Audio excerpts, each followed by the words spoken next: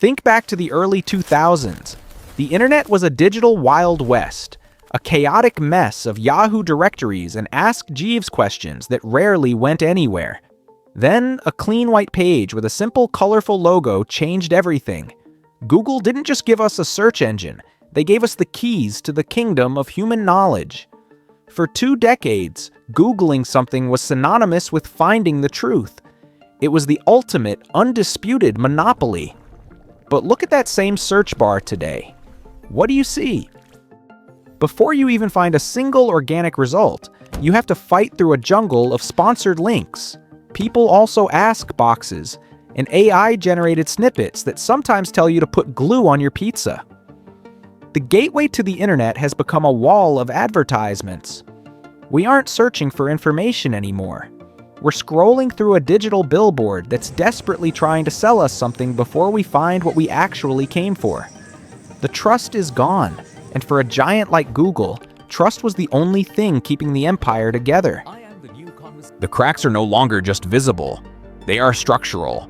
As we move further into 2026, the question isn't if Google will change, but if it will even remain relevant in a world that has stopped clicking on blue links. The reality is that we are witnessing the Enshittification of search. That's a real technical term, by the way. It's what happens when a platform becomes so focused on squeezing every cent out of its users that the actual product becomes secondary. Google's business model is built on one thing: ad revenue. They need you to stay on the page. They need you to click those sponsored links, and they need to keep the SEO-optimized content farms happy. But while Google was busy perfecting the art of the advertisement, the world was moving towards something much more efficient. The rise of generative AI was not just a new tech trend. It was a fundamental shift in how we interact with data. Why would I spend 10 minutes clicking through 5 different websites, dodging pop-ups and cookie banners, just to find out how to fix a leaky sink? I can just ask an AI. The AI reads the entire internet for me, filters out the garbage, and gives me the answer in 5 seconds. Google spent 20 years teaching us how to search, but AI is teaching us that we don't need to search at all. We just need answers. Let's talk about the SEO apocalypse. If you've tried to look up a recipe or a product review lately, you know exactly what I'm talking about. You click on a link that promises a top 10 cameras of 2026 list, and what you get is a 4,000-word essay written by a bot, for a bot. It's filled with repetitive keywords, meaningless filler text, and affiliate links. This is the world Google created. By rewarding websites that play the algorithm game, they effectively killed the quality of the open web. The irony is delicious, isn't it? Google's own search algorithm became so predictable that it allowed low-quality content farms to take over the first page. Now, when you search for something, you aren't getting the best answer. You're getting the answer that was the best at tricking Google. This has led to a massive exodus of power users. People who actually want human opinions are now appending Reddit to every single search query. They are literally using Google as a tool to bypass Google's own results. That is the ultimate sign of a failing product. When the users have to find hacks just to get a decent result, the platform has already lost. And while Google struggled with its own clutter, a new breed of competitors emerged from the shadows of Silicon Valley. Enter the Google killers. For years, people said Bing would do it, or DuckDuckGo would do it. They were wrong. The threat didn't come from another search engine. It came from an answer engine. Perplexity AI is perhaps the most dangerous thing Google has ever faced. It doesn't give you a list of links to explore. It does the research for you and provides a cited, sourced summary. It feels like magic.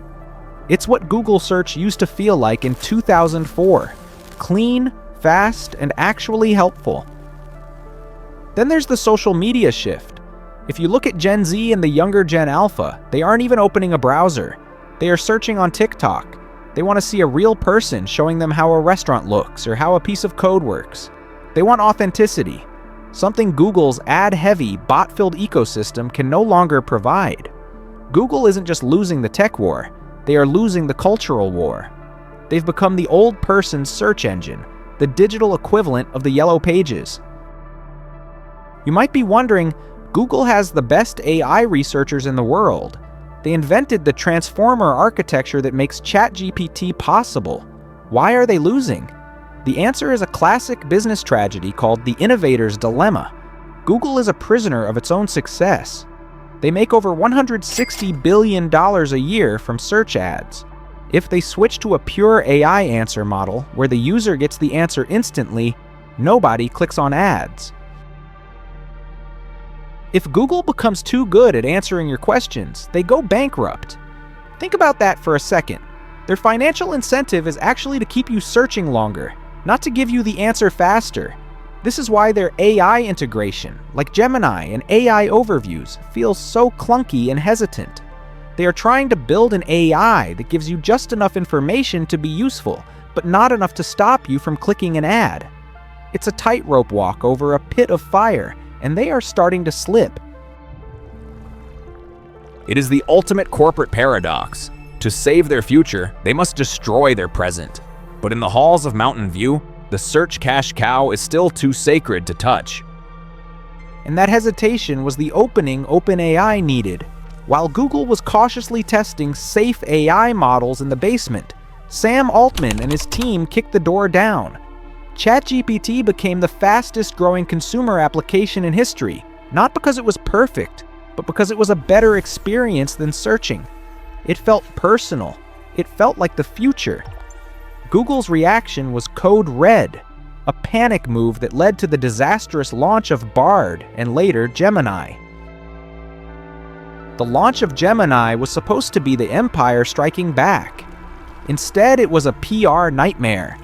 From generating ethnically diverse Nazis to telling people to eat rocks for minerals, the hallucinations weren't just funny. They were evidence of a company that had lost its way.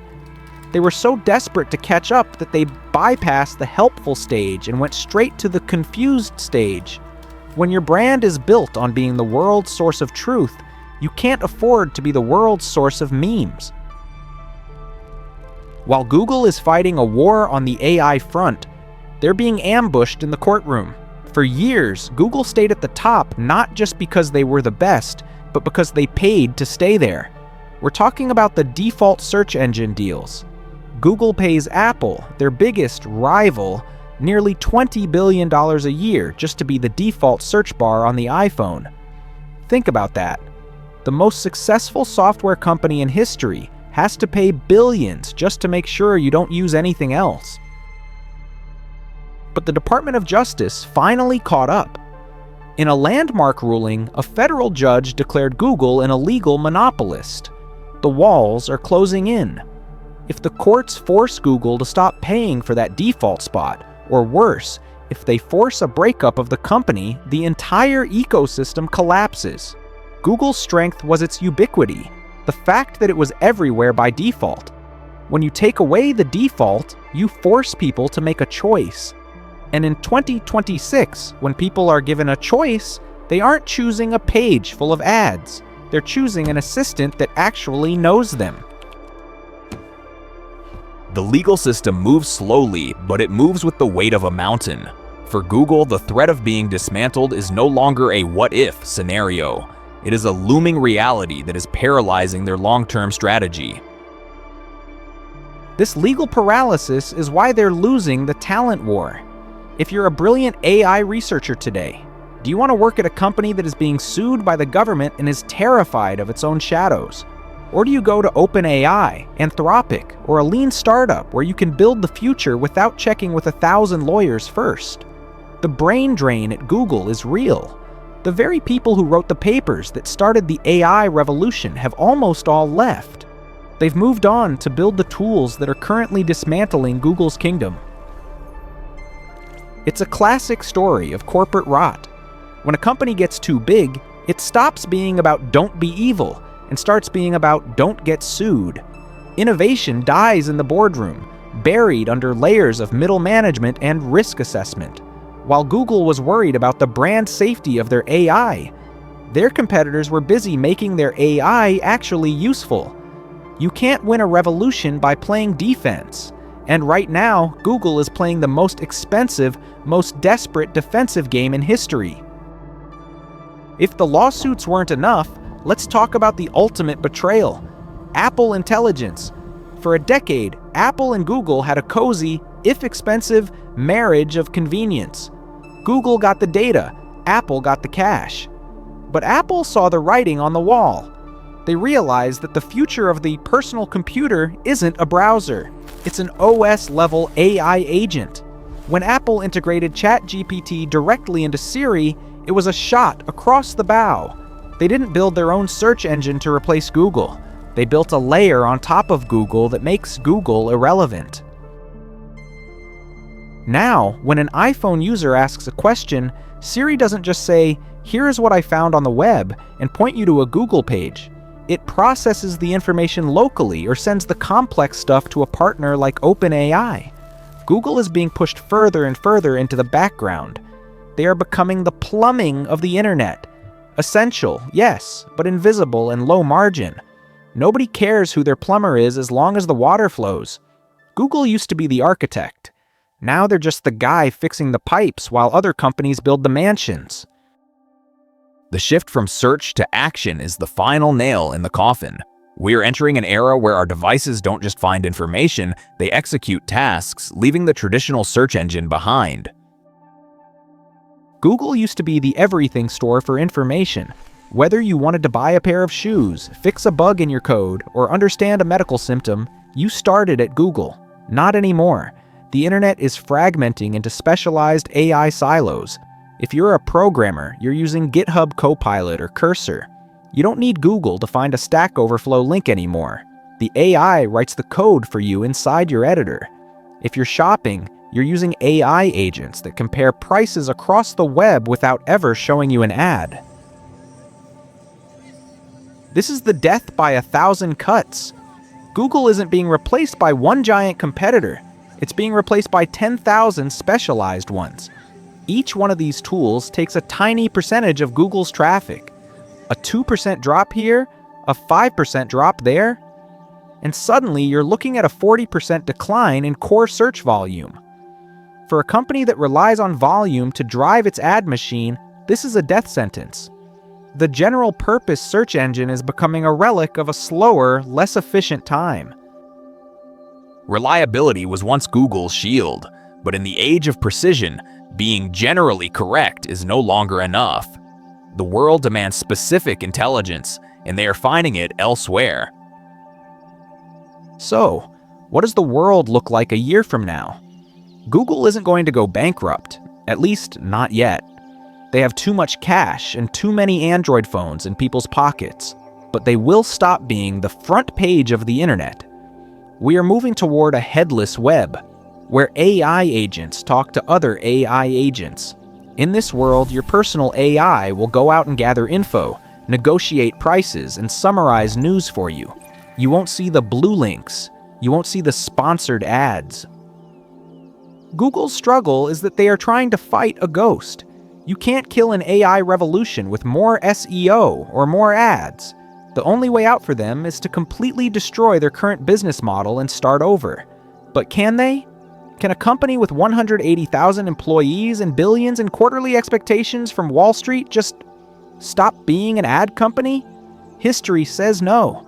From Kodak to Nokia, the story is always the same. They saw the change coming. They even had the technology to lead it, but they were too afraid to let go of the past. The sun is setting on the empire of the search bar.